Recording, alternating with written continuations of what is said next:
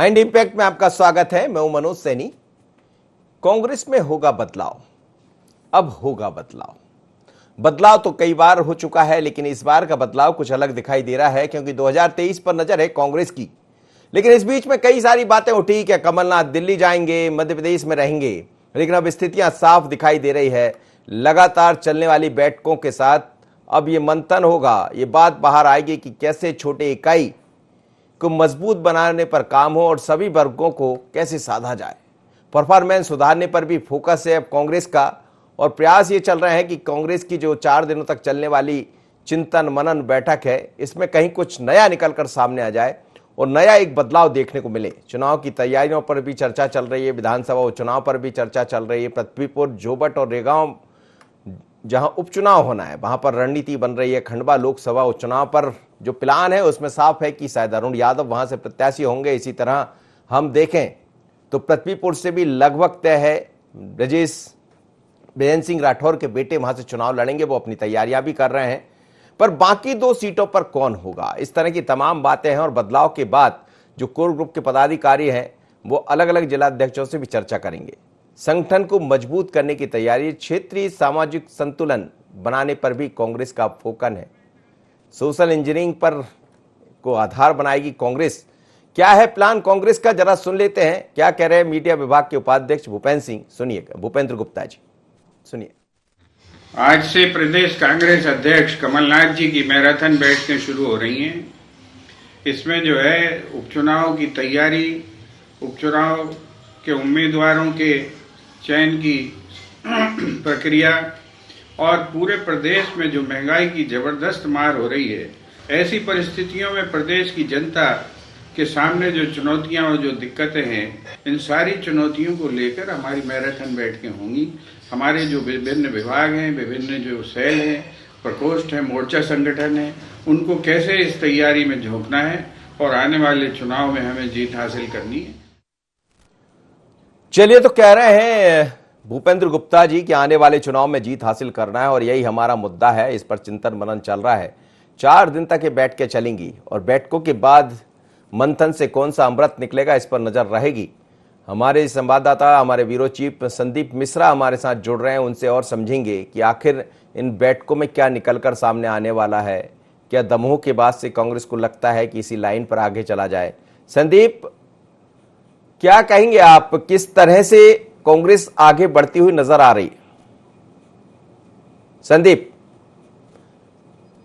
देखिए, अगर हम कांग्रेस की बात करते हैं तो कांग्रेस अब 2023 की ओर बढ़ चली है। यानी कि ये कह सकते हैं कि जो 2020 में कांग्रेस के साथ हुआ, उस घटनाक्रम को छोड़ करके अब कांग्रेस उपचुनाव और 2023 की आधारशिला रखने जा रही है। जो उसी की बानगी यहां पर देखने को मिलेगी कि कांग्रेस पार्टी यहां पर मैराथन बैठकें आयोजित कर रही है, जिसमें कि पहले उपचुनाव को लेकर के रणनीति तैयार की जाएगी और फिर उसके बाद अगर हम बात करें तो 2023 में किस तरह से पार्टी में सामंजस्य बनाना है, किस तरह से जीत की आधारशिला रखनी है, तो उन सब चीजों को लेकर के यहां पर एजेंडे तैयार किए जाएंगे, मुद्दे तैयार किए जाएंगे कि प्रदेश की वर्तमान की जो भारतीय जनता पार्टी की सरकार है उसको किस तरह से घेरना है। बहुत महत्वपूर्ण है कांग्रेस की बैठक ये, क्योंकि आमतौर पे आप भी देखते हैं कि कांग्रेस में बैठकें बहुत कम देखने को मिलती है। फील्ड में भले घूमते रहे हो, लेकिन बैठ करके रणनीतियां बहुत कम बनाई जाती हैं कांग्रेस में। वो चीज अब यहां पर देखने को मिलेगी, क्योंकि अभी भी Kamalnath PCC chief PCC chief Kamalnath अभी दिल्ली से आए हैं, वहां से बहुत कुछ रायशुमारी करके आए हैं। राष्ट्रीय अध्यक्ष सोनिया गांधी से उनकी करीब 1 घंटे तक मैराथन बैठक हुई थी। उस दौरान उनकी बहुत से मुद्दों पर चर्चा हुई है और 2023 में पार्टी किस तरह से जनता के पास जाएगी, इन सब विषयों को लेकर के भी उन्होंने बातें की हैं। और बातें ये भी निकल के आ रही है कि पार्टी का एक बार एक तरह से ये कह सकते हैं कि पुनर्गठन हो सकता है, यानी कि जो बड़े ओहदे पर हैं लोग, उनको हटा करके कुछ नए चेहरों पर भी यहां पर दांव खेला जा सकता है। तो बहुत कुछ इस मैराथन बैठक में देखने को जरूर मिलेगा। चलिए संदीप, आप बने रहिएगा, मैं आपसे एक बार और प्रतिक्रिया लूंगा, आपसे समझूंगा बाकी चीजों को। इस वक्त मेरे साथ 3 मेहमान जुड़ रहे हैं। के मिश्रा जी हैं, वरिष्ठ कांग्रेस के नेता, महामंत्री है कांग्रेस मीडिया विभाग के, और आलोक संजर जी है, पूर्व सांसद भारतीय जनता पार्टी के। गौरव चतुर्वेदी जी वरिष्ठ पत्रकार है। के मिश्रा जी, ये जो 4 दिन तक बैठकें आपकी चलने वाली है, क्या ये माना जाए कि बहुत अलग तरह से अब कांग्रेस आगे बढ़ेगी और तमाम तरह की अटकलों के बीच में अब ये भी साफ हो चला है कि कमलनाथ जी मध्य प्रदेश में रहकर कांग्रेस को मजबूत करेंगे। मनोज जी, बिल्कुल पूरी तरह स्पष्ट है, आसमान में लिखी हुई इबारत की तरह, कि कमलनाथ जी के नेतृत्व में ही हम 2023 का चुनाव लड़ेंगे और वो मुख्यमंत्री पद की दोबारा शपथ लेंगे, नंबर 1। नंबर 2, क्योंकि अब वो दिल्ली की राष्ट्रीय राजनीति में जो उनका दायित्व अभी मौजूदा परिस्थितियों में था, उस दायित्व को दृष्टिपात करते हुए वे कल फारिग होकर एक दिन पहले ही आ गए। उनका आज आने का तय था, वो आ चुके हैं और 4 दिनों की इन तैयारियों को पूरा फोकस और संगठन को ही देंगे, विभिन्न बैठकों को लेकर। और उन बैठकों में पूरी तरह संगठन को ही समय देंगे माननीय कमलनाथ जी, जिसमें हर तरह की उपचुनाव शामिल है, संगठनात्मक परिवर्तन शामिल हैं, जिला अध्यक्षों की नियुक्तियां शामिल हैं जी, वो सब चीजें शामिल हैं और वो बैठकों में वही होगा। लेकिन आपने बड़ी बात कही है कि 2023 की शपथ लेने के बाद ही अब वो कुछ सोचेंगे, तो ये इतना हौसला कैसे? कमलनाथ जी के नेतृत्व में ही चुनाव होगा। मैं कोई भविष्यवेत्ता नहीं हूँ, मगर बतौर एक कार्यकर्ता जो मैं देख रहा हूँ और उसी का अनुभव मैं आपको साझा कर रहा हूँ। आलोक संजर जी, अब तो कांग्रेस के कार्यकर्ता ये मानकर चल रहे हैं कि अगली शपथ कमलनाथ जी की होगी और इसीलिए 4 दिन तक ये बैठ के चल रही है। मोदी जी भी हमेशा यही कहते आ रहे थे कि अच्छे दिन आएंगे, लेकिन कांग्रेस के लोग मानते नहीं है इस बात को। अभी कांग्रेस के लोग इस बात को मानने लगेंगे तो शायद उनके लिए अच्छे दिन आएंगे। तो मानना बहुत जरूरी है। देखिए, और आगे आगे होता है क्या, वस्तुतः कांग्रेस का अपना संगठन यदि कोई प्लान कर रहा है, रणनीति बना रहा है, तो अपने संगठन के लिए बना रहा है। लेकिन जब तक उनके यहाँ मैं भाव रहेगा, हम भाव नहीं आएगा, तब तक मुझे नहीं लगता कि ये मंथन में ये विष का पान करेंगे या अमृत का पान करेंगे। तो वस्तुतः अभी समय है हम लोगों के सामने, हम देखेंगे। अच्छा, सबसे अच्छी बात तो यही है कि अच्छा राजनीति जो है वो लोग किसी की रणनीति का पूरी तरह से चिंतन करते हैं। यदि अच्छी रणनीति बनाते हैं तो हमें भी और अच्छी रणनीति बनानी पड़ेगी। और हम लोग सकारात्मक भाव से देखने वाले कार्यकर्ता हैं। भारतीय जनता पार्टी में शुरू से यही दिखाया गया है कि आपको अपना प्लस करना है, दूसरे का माइनस नहीं करना है। तो हम लोग, हमको भी अच्छा लगेगा कि अच्छी रणनीति बनकर आती है तो, और जनता को भी देखें। क्योंकि मेरा भी व्यक्तिगत मानना है कि हम जो देख रहे हैं वो हमारे लिए देख रहे हैं, लेकिन जो समाज देख रहा है वो आपके लिए देख रहा है। तो उनकी रणनीति क्या होगी, समाज देखेगा तो समाज तय करेगा कि उनके पक्ष में खड़ा होना है या भारतीय जनता पार्टी के पक्ष में खड़ा होना है। बहुत स्पष्ट है। यदि आपसी कलह रहेगी तो कांग्रेस को लॉस रहेगा। और मुझे लगता है कि इनका हम होना बड़ा मुश्किल है, क्योंकि कुछ ना राजनीति की दुनिया से हम ये देखते हैं तो कहीं ना कहीं ये सब प्रश्न हमारे सामने खड़े होते हैं। गौरव चतुर्वेदी जी, यही सवाल निकलकर कांग्रेस की तरफ से बार बार आते रहे हैं, जिसका जिक्र आलोक संजर जी कर रहे हैं। हालांकि वो एक दूसरी पार्टी के हैं, भारतीय जनता पार्टी के, वो अपने तरह से बात करेंगे, लेकिन अब ये तय हो गया है, जैसा के मिश्रा जी कह रहे हैं, कि शपथ लेंगे कमलनाथ जी। मनोज जी, शपथ लेने का नहीं है, सवाल है आम जनता की समस्याओं पर कांग्रेस ने किस तरीके से अपना आंदोलनात्मक रवैया अपनाया। सवाल है भारतीय जनता पार्टी ने आम जनता की पीड़ा को दूर करने के लिए क्या उपाय किए। अगर हम देखें तो मध्य प्रदेश के वर्तमान हालात हास्यास्पद परिस्थितियों की ओर इशारा कर रहे हैं। ना भारतीय जनता पार्टी को इस बात से मतलब है कि आम जनता की क्या परेशानियां हैं, और ना ही कांग्रेस को मतलब है कि आम जनता कहां परेशान हो रही है और उनके पक्ष में कहां खड़े होना है। वो दोनों के दोनों आगामी चुनाव की रूपरेखा और रणनीति बनाने के लिए तैयार बैठे हुए हैं। जी जी, बिल्कुल आप ठीक कह रहे हैं, ये बात समझूंगा मैं के मिश्रा जी से। एक छोटी सी प्रतिक्रिया संदीप से ले लूं, संदीप को फ्री करूंगा, फिर के मिश्रा जी के पास आ रहा हूं। संदीप, जैसा के मिश्रा जी भी कह रहे थे कि अब रणनीति तमाम तरह की बन रही है, चाहे उपचुनाव की हो या आगे की रणनीति, बाकी कैसे कांग्रेस आगे बढ़ेगी, पर क्या ये संभव हो पाएगा कांग्रेस में? देखिए, जिस तरह से अगर हम कमलनाथ जी का रोल देखते हैं, उनकी भूमिका देखते हैं, तो इस बात में कोई शक नहीं। अब कांग्रेस पार्टी में धीरे धीरे करके अब सभी नेता ये समझने लगे हैं कि कमलनाथ जी के नेतृत्व में ही काम करना है और 2023 जो चुनाव है उन्हीं के नेतृत्व में चुनाव लड़ना है। लिहाजा अब कहीं ना कहीं को एक तरह से ये भी कह सकते हैं कि एक मंच पर सारे नेता धीरे धीरे आने के लिए तैयार होते चले जा रहे हैं। जिस तरह से लगातार मेहनत भी की जा रही कांग्रेस की ओर से, और पीसीसी चीफ कमलनाथ इस समय पर लगातार नेताओं के साथ है 1-to-1 भी बैठकें कर रहे हैं, अपने निवास पर लगातार बैठकें कर रहे हैं। पिछले कुछ दिनों पहले विधायकों की भी बैठक आयोजित की गई थी। तो अब कहीं ना कहीं कांग्रेस के नेता भी ये समझ चुके हैं कि अब दूसरों के लिए फिलहाल यहां पर गुंजाइश नहीं है, हमें उन्हीं के अंडर में काम करना है और जो 2023 की आधारशिला होगी तो उन्हीं के नेतृत्व में रखी जाएगी। इसलिए यहां पर अब यह माना जा सकता है कि एक बार मजबूती के साथ कांग्रेस के नेता उभरने की कोशिश कर रहे हैं, पार्टी को मजबूत करने की कवायद चल रही है। और इसीलिए यहां पर न सिर्फ राज्य स्तर पर, भोपाल स्तर पर बात हो रही, बल्कि पूरे प्रदेश के सभी जिलों पर कांग्रेस को मजबूत करने की कवायद चल रही है। और उसी की यहां पर बानगी देखने को मिलेगी कि जो मैराथन बैठकें होंगी तो यहां पर कांग्रेस को मजबूत करने पर फोकस है, समस्याओं पर फोकस रहेगा कि कहां पर कौन सा दिक्कतें जा रही हैं पार्टी में, कौन से वर्ग को प्रतिनिधित्व नहीं मिल रहा है, यहां वर्गों को भी साधने की कोशिश होगी। एक तरह से यह कह सकते हैं कि जो बीजेपी की सोशल इंजीनियरिंग है वो भी फंडा यहां पर कांग्रेस में देखने को मिल सकता है। जैसे बीजेपी में सभी वर्गों को साधने की कोशिश की जाती है, तो अब भाजपा कांग्रेस की ओर से भी कुछ इस तरह से कवायद यहां पर देखने को जरूर मिलेगी। चलिए संदीप, बहुत बहुत धन्यवाद और आप निगाह बना के रखिएगा इस पर।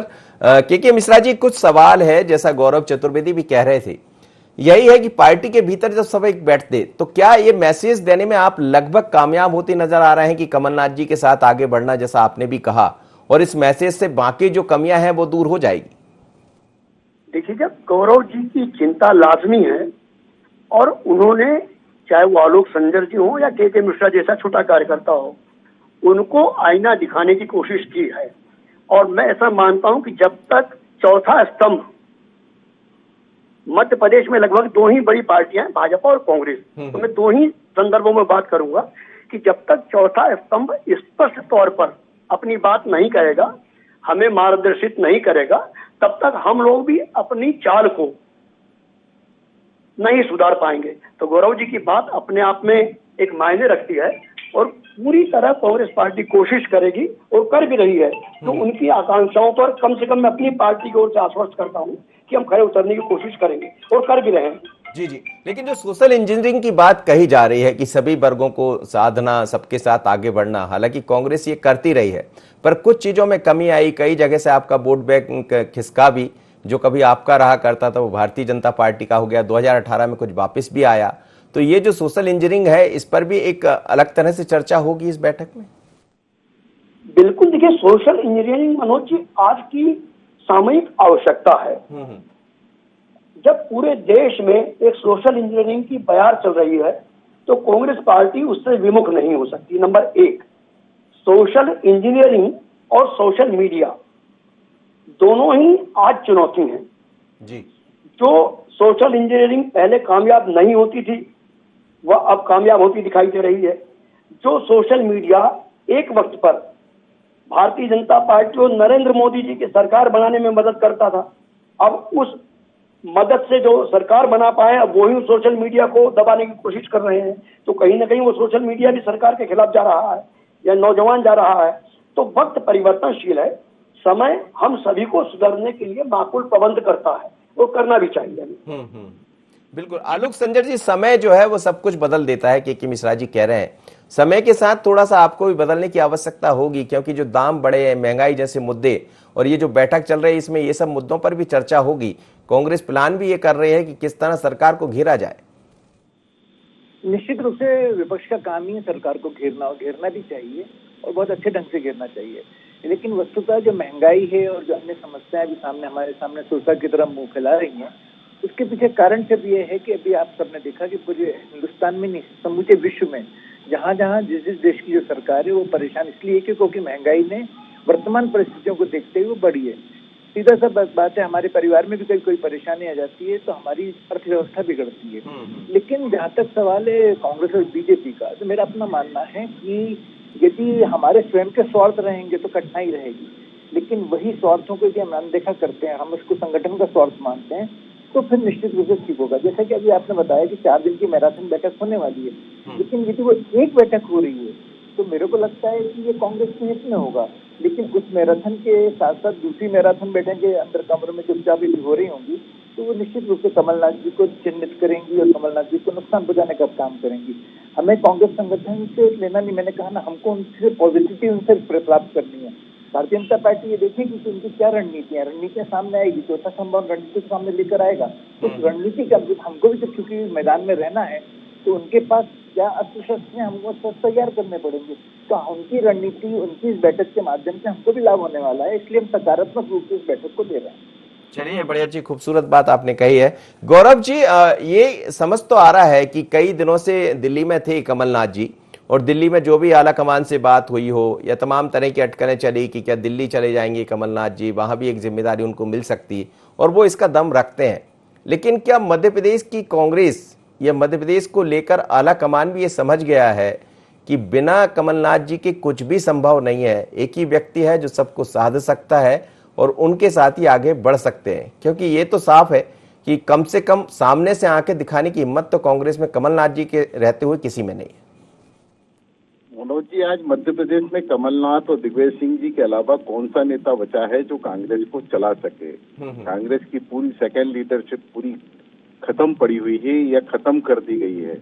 बात चाहे जातिगत समीकरणों की हो, चाहे बात सोशल इंजीनियरिंग की हो या गुटबाजी की हो, के मिश्रा जी स्वयं लाइन पर मौजूद हैं। के मिश्रा जी से भी आप पूछ सकते हैं कि के मिश्रा जी ने एक बहुत लंबा समय इसी गुटबाजी के कारण बाहर रहकर गुजारा है। इसी टेलीफोन लाइन पर आलोक संजर जी भी मौजूद हैं। आलोक संजर जी से भी वो गुटी दर्द पूछा जा सकता है, जिसके कारण उन्हें पिछली बार लोकसभा चुनाव का टिकट नहीं दिया गया था। तो गुटबाजी दोनों दलों में है। कांग्रेस में आज की परिस्थिति में कमलनाथ के अलावा कोई नेता नहीं है, इसलिए बात यहाँ यह हो रही कि 2023 तक अगर कोई स्थापित नेता अभी आगे बढ़ता हुआ दिखाई देगा तो हो सकता है कि कमलनाथ जी को भी रिप्लेस करने की बात आ जाए। ये बिल्कुल है, बिल्कुल। के मिश्रा जी, ये बात कांग्रेस समझ रही है, लेकिन जो बार बार गुटबाजी की बात आ जाती है, अब तो खैर भारतीय जनता पार्टी में भी अंदर ही सही पर थोड़ा बहुत नजर तो आता रहता है, उसकी बहुत सारी चीजें दिखती भी रहती है, चर्चा भी बनती है। और सही कहा गौरव जी ने, हम भी जानते हैं आपको कि आपको भी कई बार इन सब चीजों का सामना करना पड़ा है।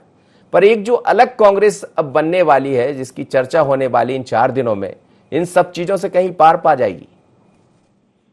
मनोज जी, देखिएगा, इस बात से आप भी इत्तेफाक रखेंगे कि कांग्रेस में जो गुटबाजी का संक्रमण था सबसे बड़ा, जिसकी वजह से एक माह में लगभग 18 से 20 दिन तक कांग्रेस की गुटबाजी आप दिखाते थे और प्रिंट मीडिया में छपती थी। जी जी।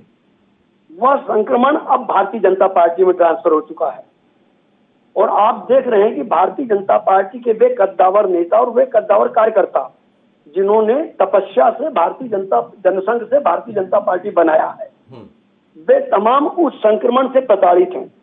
वो संक्रमण जो कांग्रेस में लेकर अपने लोगों के लिए ब्लैकमेलिंग करते थे, अपने धंधों के लिए ब्लैकमेलिंग करते थे, अपनी संपत्ति को बचाने के लिए ब्लैकमेलिंग करते थे, वो भारतीय जनता पार्टी में कर रहे हैं। तो उनकी विदायगी के बाद कांग्रेस में, मैं सोचता हूं कि 3 महीने में या 2 महीने में एक बार गुटबाजी की बात आती, जो 15 से 20 दिन तक महीने भर में छाई रहती। तो हमारे यहाँ अब लगभग गुटबाजी खत्म हो चुकी है। लगभग कह रहा हूं मैं, पूरी तौर पर नहीं कह रहा हूं, क्योंकि कांग्रेस शुरू से गुटबाजी हमारे वहां रही है, कहने में भी मुझे कोई संकोच नहीं है। पर हमारा सबसे बड़ा जो संक्रमण था गुटबाजी का, वो हमसे विदाई ले चुका है। तो इसलिए हम गुटबाजी को लेकर निश्चिंत हैं। यदि हमारी सरकार बनेगी, कमलनाथ जी मुख्यमंत्री बनेंगे, तो उसके सारथी दिग्विजय सिंह जी होंगे, सुरेश पचौरी जी होंगे, अजय सिंह जी होंगे, अरुण यादव जी होंगे। अब ये 4-5 नेता तो मध्य प्रदेश के भाग विधाता बचे हैं, और सब मिलकर कांग्रेस का कमलनाथ जी के नेतृत्व में काम कर रहे हैं और आगे करेंगे भी। नहीं, लेकिन फिर एक सवाल ये भी खड़ा हो जाएगा कि सेकंड लाइन की जो बात होती है, वो आप लोग भी देख रहे होंगे। यदि कमलनाथ जी फिर से नेतृत्व करने जा रहे हैं, ठीक है, वो आपका कांग्रेस का अपना मानना है और है भी, वो इस तरह की दम भी रखते हैं, पर सवाल ये भी है कि सेकंड जो लाइन है उसकी तरफ कब कांग्रेस आगे बढ़ेगी? देखिए, सेकंड लाइन के रूप में भी काम हो रहा है। आज सज्जन सिंह वर्मा, विजय लक्ष्मी जी साधो, बाला बच्चन जी, ये लोग कौन है सर? हम जैसे लोग थर्ड लाइन के मान लीजिए आप, मगर सेकंड लाइन थर्ड लाइन काम तो कर रही है ना। अब उन्हीं में से जिसमें क्षमता होगी वो सेकंड लाइन का लीडर बन जाएगा। आज जीतू पटवारी काम कर रहे हैं, प्रवीण पाठक काम कर रहे हैं। हमारे एक बहुत बड़ा नुकसान हो गया, बजन सिंह जी जो पृथ्वीपुर के चले गए हैं। ये हमारी नई टीम है सब। आलोक जी, सेकंड लाइन पर काम कर रही है कांग्रेस भी, ऐसा कह रहे हैं के मिश्रा जी। आप भले बात करते रहे, आपके यहाँ दिख रहा है, उनके यहाँ काम कर रहे हैं? नहीं, हमारे यहाँ भी काम चल रहा है, ऐसा कहीं भी नहीं है दिखना। मैंने कहा ना कि भारतीय जनता पार्टी संगठन का एक अपना काम करने का तरीका है। गौरव जी ने कहा कि आलोक संजर को टिकट मिला और टिकट कट गया, वस्तुतः टिकट मिलना मेरा भाग्य था और टिकट कटना मेरा सौभाग्य था, क्योंकि हमें कुशाभाऊ ठाकरे जी हमेशा कहा करते थे कि चिपको मत, चिपकोगे तो फिर रोना पड़ेगा।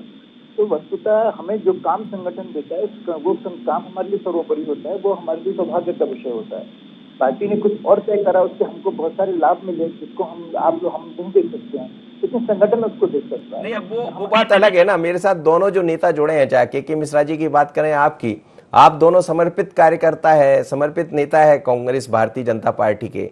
और जो चिपको की आपने बात कही, आज की राजनीति से कहां कौन बच पाता, आप लोग बच रहे हैं, ये अलग मुद्दा है।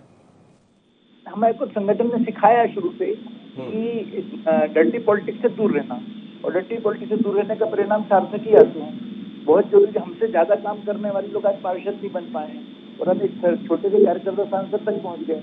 ये संगठन की हम इसको कृपा मानते हैं और इसलिए ये हमारे पर ऋण हो गया। इस ऋण को उतारने के लिए संगठन कार्य करना, और यही हमको आज वर्तमान में भी सिखाया जा रहा है। नए कार्यकर्ताओं को जो सृजन रहा है उनको भी सिखाया जा रहा है। इसलिए भारतीय जनता पार्टी में जो हमारे नेता हुए हैं कि आप उनसे गिनती करना शुरू करेंगे तो गिनती में नहीं आएंगे, गिनती से आगे निकल जाएंगे। तो वस्तुतः उनके जीवन का जब हम चिंतन करते हैं, तब उनके त्याग, तपस्या और बलिदान को जब देखते हैं, तो भारतीय जनता पार्टी का कार्यकर्ता सही रास्ते पर चलने लगता है। और इसलिए कांग्रेस और वर्षों यदि बीजेपी में देखें तो बीजेपी सुदृढ़ संगठन है, और यदि कांग्रेस उस लाइन पर चलता है तो राजनीति के लिए बहुत ही अच्छी बात है। जी जी, गौरव जी, जो सेकंड लाइन की बात आपने छेड़ी थी, के मिश्रा जी कुछ अलग तरह से सेकंड लाइन की बात रख रहे थे, आप क्या इत्तेफाक रखते हो? देखिए, सेकंड लाइन से के मिश्रा जी की बात से इत्तेफाक रखना सिर्फ इस बात को लेकर के है कि जो भी नाम उन्होंने गिनाए हैं वो सिर्फ नाम बनकर रह गए हैं। कभी भी उन्हें मुख्य धारा में प्रमुख भूमिका देने की कोशिश नहीं की गई। चाहे बात जीतू पटवारी की हो, चाहे सज्जन सिंह वर्मा की हो, चाहे विजय लक्ष्मी यादव की हो। ठीक है, बड़े नेताओं के तौर पर ये स्थापित जरूर हुए हैं, लेकिन इन्हें कभी नेतृत्व प्रदान करने की आवश्यकता मुझे लगता है कि पार्टी ने आज तक देने की कोशिश नहीं की। जी, लेकिन गौरव जी, क्या लग रहा है आपको, जो 4 दिन का मंथन कांग्रेस का होने वाला है, इससे अब मजबूरी कहें या जरूरी कहें, कुछ ना कुछ निकालना ही होगा और एक मैसेज देना होगा भारतीय जनता पार्टी को भी कि कांग्रेस पहले जैसी नहीं है? नहीं, अगर 2018 के चुनाव के बाद की बात हम करें, 2018 में जो चुनाव हुए थे उस समय कांग्रेस जिस ताकत के साथ लड़ी थी, उस ताकत से अगर वो वापस उसी ताकत को लेकर के इन उपचुनावों में उतरती है तो स्वाभाविक है, जैसा दमोह के चुनाव परिणाम आए हैं, यहाँ भी कुछ उलटफेर होने की संभावना बन सकती है। जी जी, के मिश्रा जी, आपसे मेरा एक अंतिम सवाल था, क्या इस बैठकों के बाद कुछ एक अलग तरह का बदलाव यानी परिवर्तन भी देखने को मिलेगा? कुछ अलग अलग लोगों को जिम्मेदारी मिलती हुई नजर आएगी? बिल्कुल, जो आप सेकंड लाइन के निर्माण की बात कर रहे हैं, नए प्रदेश कांग्रेस के गठन, जिला अध्यक्ष की नियुक्तियां, हमारे जो पार्टी के महातर्थ संगठन में उनमें परिवर्तन, उसमें आप इस बयार को निश्चित तौर पर देखेंगे और उस बयार से कांग्रेस पार्टी और प्रदेश का नागरिक जो हमें एक बहुत अच्छी निगाह से देख रहा है, हम उसमें सार्थकता साबित करेंगे। चलिए सर, बहुत बहुत धन्यवाद, आप सभी मेहमानों का मेरे साथ जुड़े। लेकिन मध्य प्रदेश में भारतीय जनता पार्टी अपने तरह से काम कर रही है, पर कांग्रेस में 4 दिन तक चलने वाली बैठकों के बाद कुछ नया दिखाई देगा। और यह भी कहा जा रहा है कि नई रणनीति के साथ, नए चेहरों के साथ कांग्रेस दिखेगी। पर जैसे ही नए चेहरों की बात आती है तो फिर कांग्रेस के भीतर से कुछ अलग आवाजें आने लगती। तो क्या उसको कमलनाथ रोक पाएंगे? क्योंकि ये तो तय हो गया है कि कमलनाथ दिल्ली नहीं जाएंगे, मध्य प्रदेश में रहेंगे। उन्हीं के नेतृत्व में 2023 का चुनाव लड़ने जा रही है कांग्रेस, और ये कह रही है कि शपथ लेंगे हम उनके नेतृत्व में। सवाल यही है कि शपथ दिलाना तो जनता का काम होता है, जनता किसको चुनती किसको नहीं चुनती। पहले तो सबसे बड़ी जिम्मेदारी यह है कि अपने संगठन को मजबूत किया जाए, और कई ऐसे मुद्दे हैं कांग्रेस के पास, चाहे तो अपनी मजबूती दिखा भी सकती प्रदेश के भीतर। अभी तक तो वैसा नजर नहीं आया, लेकिन इन बैठकों के बाद क्या ये सब दिखेगा? तो हमारी नजर रहेगी इस पर। मुझे दीजिए इजाजत, अब होगा बदलाव। नमस्कार।